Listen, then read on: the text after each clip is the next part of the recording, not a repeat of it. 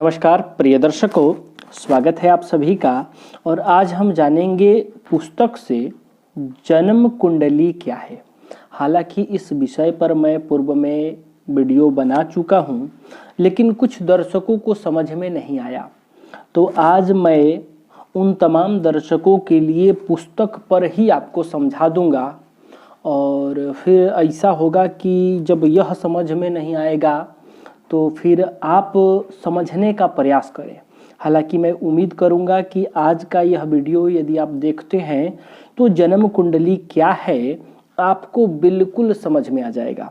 और जब यह समझ में आ जाएगा तो आगे आने वाले योगों को आप आसानी से समझ लेंगे।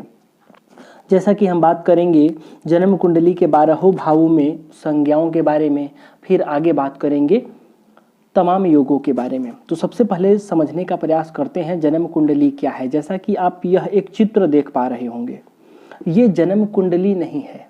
आप पहले इसको समझिए। जन्म कुंडली, जन्म और कुंडली दो अलग अलग शब्द हैं। कुंडली क्या है, फिर जन्म कुंडली क्या है।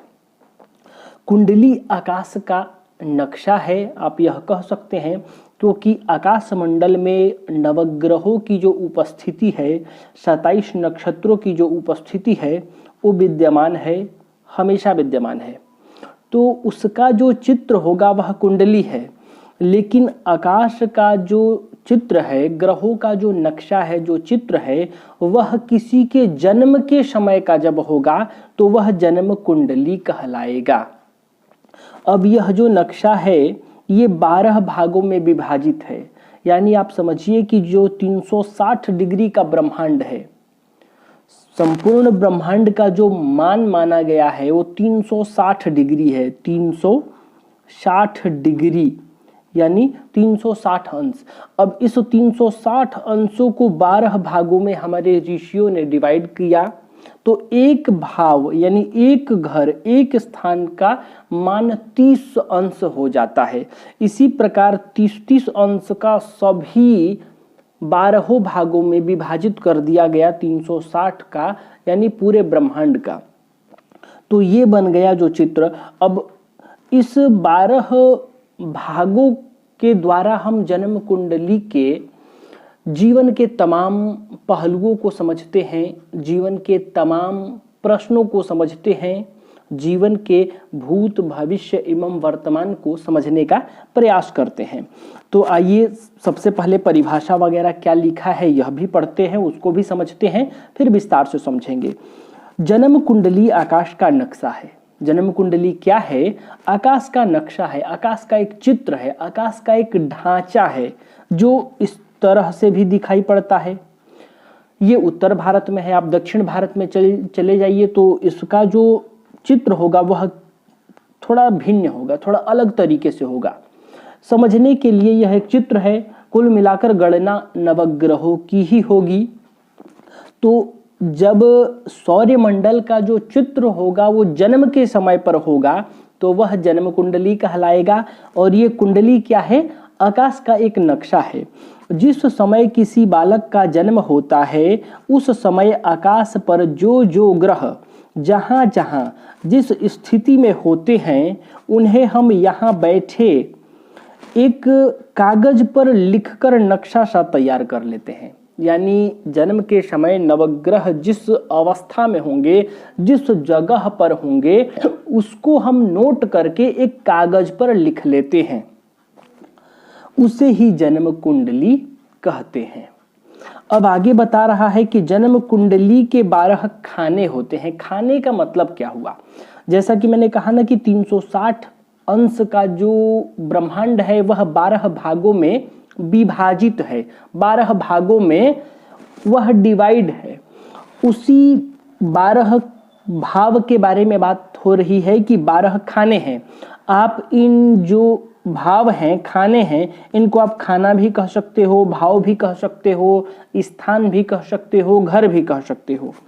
जहाँ प्रथम लिखा है यह कुंडली का प्रथम खाना है। जहाँ ये आप प्रथम लिखा हुआ देख रहे हैं ये प्रथम भाव है। आप खाना कहिए, भाव कहिए, घर कहिए या स्थान कहिए, एक ही बात है, कोई अलग नहीं। प्रथम भाव, प्रथम घर, प्रथम हाउस, प्रथम खाना, दूसरा भाव, दूसरा घर, दूसरा हाउस, जो भी कहे। इस प्रकार से 12 भाव होते हैं जन्म कुंडली में, 12 भाव होते हैं और ये स्थिर हैं, इनमें परिवर्तन नहीं आएगा।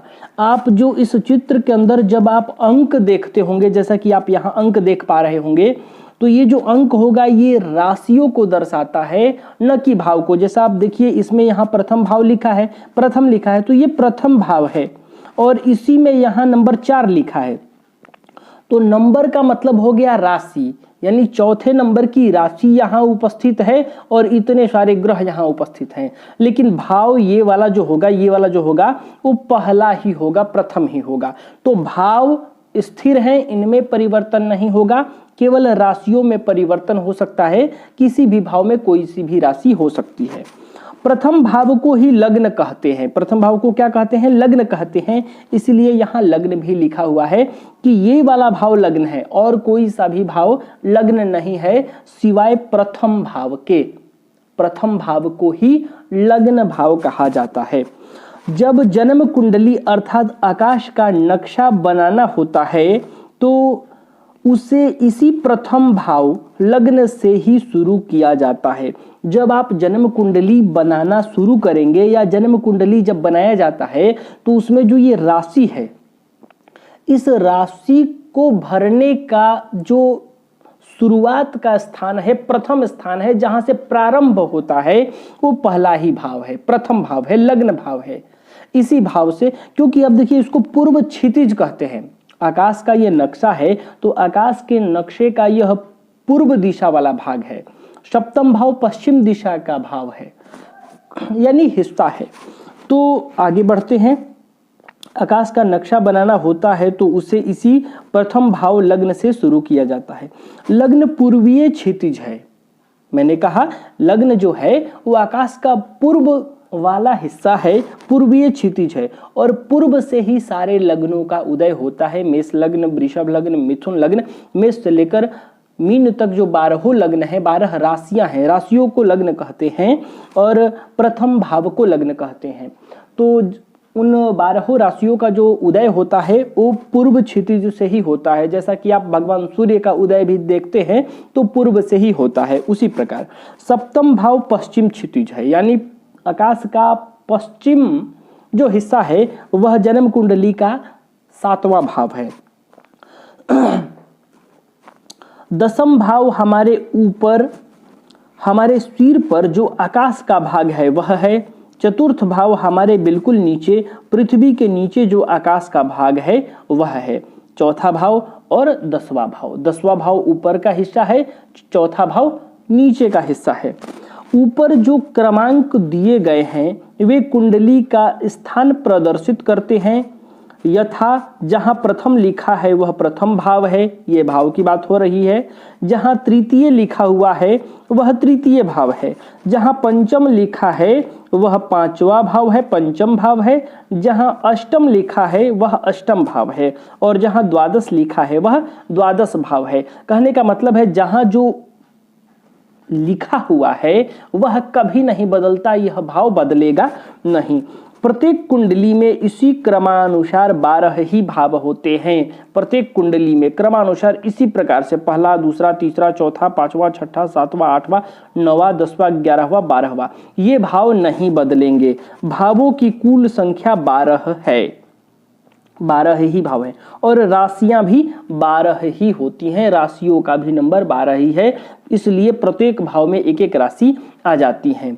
जब जन्म कुंडली बनाई जाती है तो उसका प्रारंभ प्रथम भाव लग्न से ही होता है, यानी कुंडलियों में जब राशियां भरी जाती हैं तो प्रथम भाव से ही भरी जाती हैं और भावों का क्रम प्रत्येक कुंडली का पीछे दी गई कुंडली के अनुसार ही होता है, परंतु अंक राशि के अनुसार ही भरे जाते हैं। भाव का जो क्रम है वो नहीं बदलेगा, लेकिन राशियों का जो क्रम होगा वह राशि के अनुसार बदल जाता है। जैसे किसी का जन्म यदि मेष लग्न में हुआ हो तो मेष प्रथम राशि होने से लग्न में 1 का अंक लिखा जाएगा और उसके आगे क्रमानुसार अंक लिखे जाएंगे। जैसे 1, 2, 3, 4, 5, 6, 7, 8, 9, 10, 11, 12 लिखा जाएगा। किंतु यदि किसी का जन्म कर्क लग्न में होता है, यानी कर्क राशि लग्न में आ जाती है, तो कर्क चौथी राशि होने से लग्न में 4 का अंक लिखा जाएगा, जैसे आप यहां देख रहे हैं। और फिर क्रमानुसार अंक आगे बढ़ते जाएंगे, यानी 4 लग्न में हो गया तो 4 के बाद 5वां आएगा दूसरे भाव में, क्रम यही चलेगा। जैसे यहाँ देखिए आप 4 5, फिर इधर 6 आएगा, 7 आएगा, 8 आया होगा, 9 आया, 10 आया, 11, यहाँ 12 होगा, फिर 12 के बाद 1, यहाँ 2, यहाँ 3। तब तृतीय भाव में 6 का अंक, चतुर्थ भाव में 7 का अंक आएगा। यहाँ देखिए चतुर्थ भाव में 7 का अंक आएगा। इसी प्रकार अंक भरे जाएंगे। यदि किसी का जन्म कन्या लग्न में हुआ हो तो कन्या छठी राशि होने से लग्न में 6 का अंक लिखा जाएगा, फिर आगे क्रमशः बढ़ते हुए दूसरे भाव से सारे अंक भर दिए जाएंगे। प्रिय दर्शकों, इसी प्रकार जन्म कुंडली में भाव और राशियों की स्थापना हो जाती है और उसके बाद इसमें ग्रह भरे जाते हैं, जिसके बारे में आगे और विस्तार से बताऊंगा। लेकिन मैं उम्मीद करता हूं कि आज जन्म कुंडली क्या है, इसका मान कितना है, इसका नक्शा किस प्रकार है और भाव और राशियों को आप समझ गए होंगे। वीडियो अधिक लंबी हो जाएगी, इसलिए इसको यहीं रहने देते हैं। आज का विषय यहीं विराम देते हैं।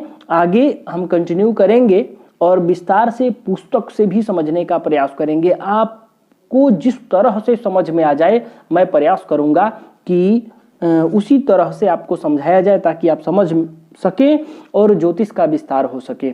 तो प्रिय दर्शकों, आज के लिए बस इतना ही। तब तक के लिए हमें अनुमति दीजिए। नमस्कार।